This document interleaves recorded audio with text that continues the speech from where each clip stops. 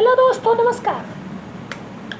आज की इस वीडियो में हम देखेंगे कुछ महत्वपूर्ण धाराएं एवं उनके बारे में जानेंगे कि जैसे आपने देखा होगा कि फलाने फलाने को इस धारा के अंतर्गत गिरफ्तार किया गया, न्यूज़ में आता रहता है। ठीक है, जैसे कोई मर्डर होता है, कोई हत्या होता है, कोई भी मतलब वो होता है तो उसमें दिया जाता है कि पुलिस वाले ने 302 की धारा लगाकर जेल भेज दिया या फिर 376 लगाया, 375 लगाया।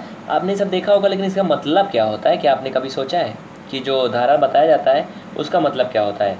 तो देखिए और ध्यान से देखिएगा। अगर कहीं कोई कमी नज़र आएगी तो कमेंट जरूर करिएगा और इस वीडियो को लास्ट तक देखिएगा। ये हमारी कुछ आपसे विशेष रिक्वेस्ट रहेगी। भाई देखिए, अगर रात्रि में हम 12 बजे तक चिल्ला चिल्ला के आपको ये सब जानकारी पहुंचा रहे हैं तो आपका भी कुछ कर्तव्य होता है कि इस वीडियो को लाइक कर दें और कम से कम अपने 2-3 मित्रों में शेयर कर दें, जिससे कि उन्हें भी जानकारी मिल सके। अक्सर आप लोग जानते होंगे, ठीक है, जो लोग नहीं जानते उन तक भी जानकारी पहुँचाइए, ये आपका अपना कर्तव्य है। ठीक है, तो चलिए देखते हैं आगे।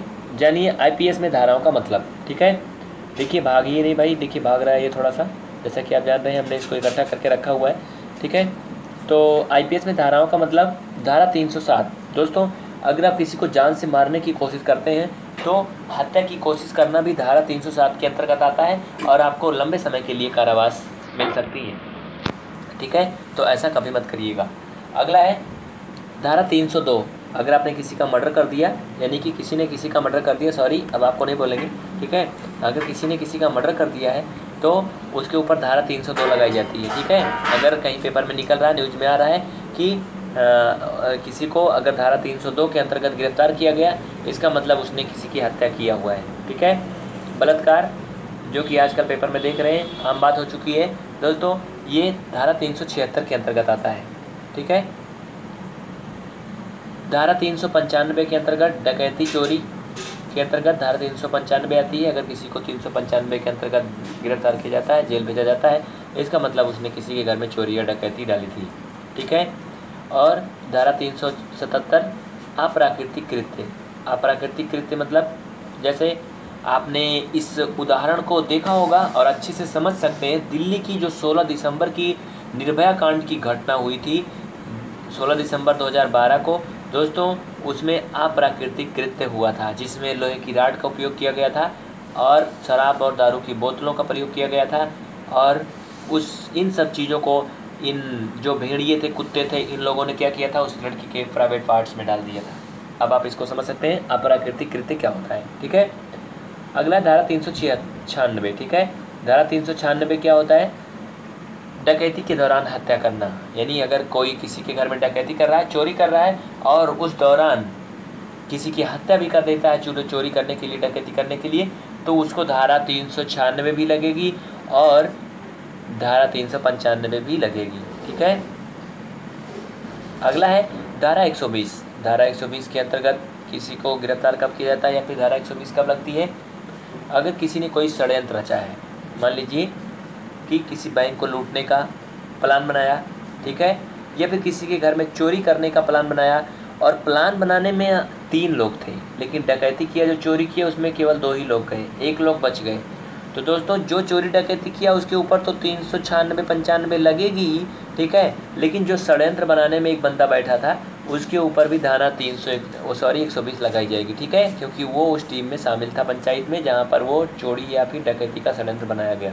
ठीक है, धारा 365 अपहरण। देखिए बहुत से लोग क्या करते हैं, बहुत से बच्चों का या फिर किसी महिला या फिर लड़की का अपहरण कर लेते हैं, तो इस कुकृत्य के लिए क्या होता है, धारा 365 लगाई जाती है। ठीक है, सबूत मिटाना। सबूत मिटाना आपने बहुत से कांड सुने होंगे, पेपर में देखे होंगे, न्यूज़ में आते हैं कि किसी ऐसे मर्डर कांड का नाम आता है जिसमें बताया जाता है कि वहाँ पर हत्या की गई थी और उसके बाद वहाँ के जो खून वगैरह है उसको मिटाने के लिए धुल दिया गया, फर्श को, कपड़े को फेंक दिया गया, यानी कि वहाँ से सबूत को पूरी तरह से मिटा दिया गया कि यहाँ पर हत्या हुई थी या फिर मर्डर हुआ था।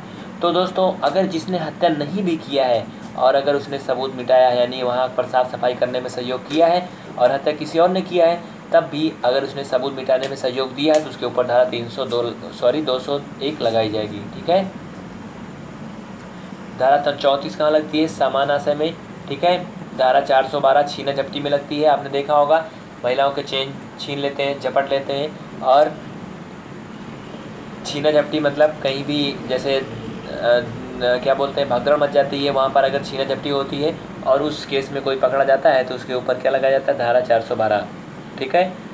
धारा 378 चोरी में की जाता है। देखिए चोरी और डकैती में अंतर होता है दोस्तों।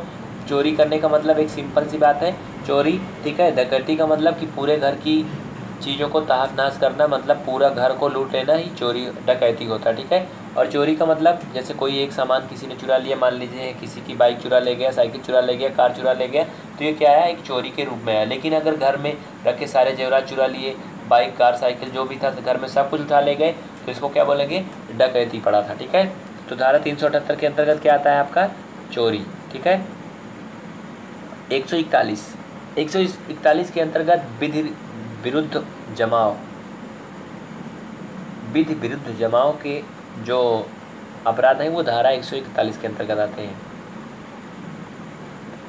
धारा 191 किस पर प्रयोग किया जाता है भाई, मिथ्या साक्ष्य। मिथ्या मतलब होता है झूठा, साक्ष्य मतलब सबूत। अगर आप किसी केस के बारे में झूठे सबूत को पेश करते हैं कि भाई ये ऐसी ऐसी बात है और ये गवाह है, और बाद में वो जांच करने के बाद झूठा निकलता है, तो आपके ऊपर धारा 191 लगाई जाएगी और फिर आपकी कुछ और सेवा होगी। ठीक है।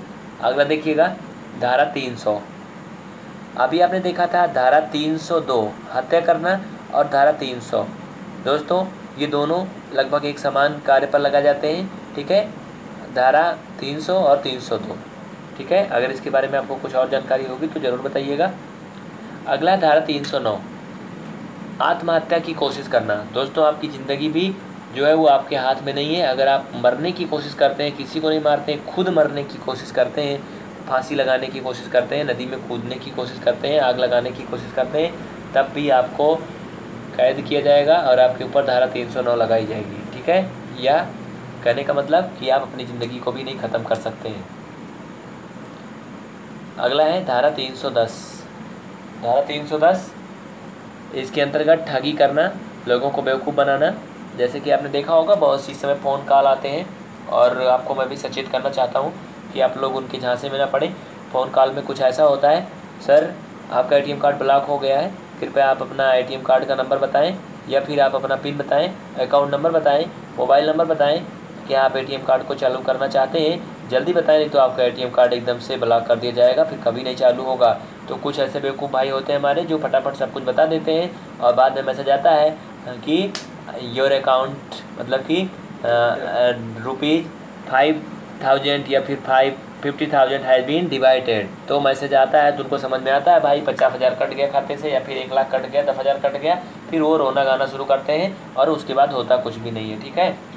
तो कहने का मतलब हमारा इतना था कि जिन लोगों ने इस कार्य को किया वो किसके अंतर्गत आएंगे, धारा 310 के अंतर्गत। यानी कि अगर उनको पकड़ा जाता है तो उनके ऊपर धारा 310 लगाई जाएगी और वो ठगी के अंतर्गत गिरफ्तार किए जाएंगे, फिर उनकी सेवा होगी। ठीक है।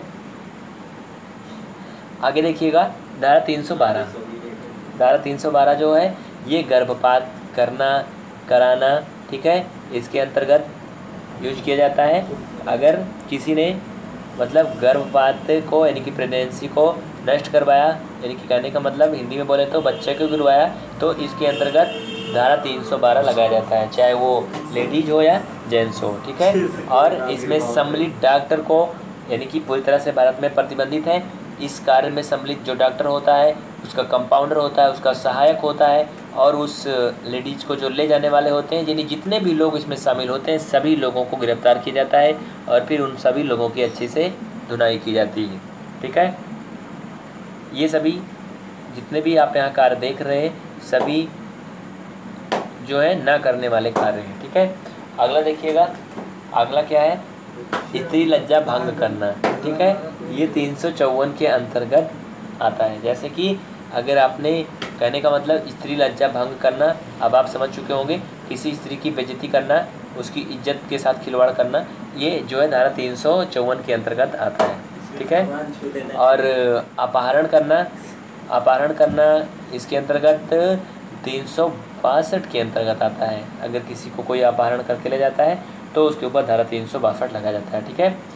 और छल करना, किसी के साथ छल कपट करना, इसके अंतर्गत 412 आता है। ठीक है। 412 धारा के अंतर्गत तो गिरफ्तार किया जाता है। गृह भेदन इसके अंतर्गत धारा 445 निर्धारित की गई है। और दोस्तों, पति पत्नी के जीवन काल में पुनः विवाह करना, अगर आपकी पत्नी या फिर आपकी पति पहले से प्रेजेंट है और उसके होते हुए आप दूसरी शादी करते हैं तो आपको भारत में धारा 494 के अंतर्गत गिरफ्तार किया जाएगा। फिर आपसे रीज़न पूछा जाएगा कि आपने दूसरी शादी क्यों किया। ठीक है, ये जो धारा है दोस्तों हमारे समझ से हिंदुओं में ही लागू है, क्योंकि मुसलमानों में कई शादी जो है वो अलाउ रहती है, लेकिन हिंदू धर्म में बोले तो एक ही शादी अलाउ होती है। और अगर वो पत्नी जब तक जिंदी है या फिर वो पति जब तक है तब तक आप दूसरी शादी नहीं कर सकते हैं। ठीक है।